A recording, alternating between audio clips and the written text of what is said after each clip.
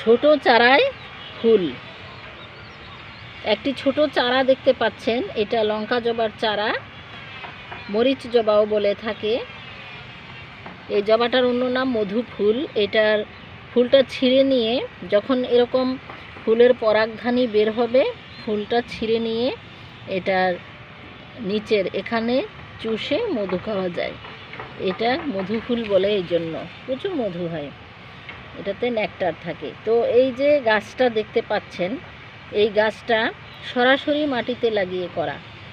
চারা বানালে কোনো পানিতে বোতলে রাখা, কাপড় পেঁচিয়ে বোতলে রাখা বা বালিতে রাখা, পলিথিন দিয়ে ঢাকা, এগুলোর প্রয়োজন নেই, সরাসরি লাগিয়ে হয়ে যায়। এই যে এটা হচ্ছে একটা সরাসরি লাগানো চারা। আবার ছোট ছোট কলি আসছে, এখানে দেখতে পাচ্ছেন কিনা, কলি হবে। এভাবে গাছ হয়েছে, এভাবে চারা হয়।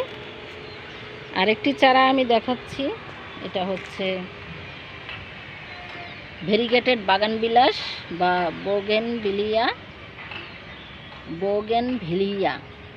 বাগানবিলাস।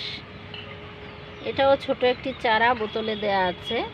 তো এটা এখন অন্য জায়গায় লাগালে, বড় পাত্রে লাগালে, বড় টবে দিলে এটা অনেক দ্রুত বড় হবে। এটাও শুধু এমনিতেই গুজে দেওয়া, মাটিতে গুজে দেওয়া। এভাবে আমার প্রচুর চারা হয়। আর একটা চারা দেখাই, এটা হচ্ছে মধুমঞ্জুরির চারা। ছোট একটি ডাল গুজে দিয়েছিলাম আমার আগের ভিডিও মধুমঞ্জুরি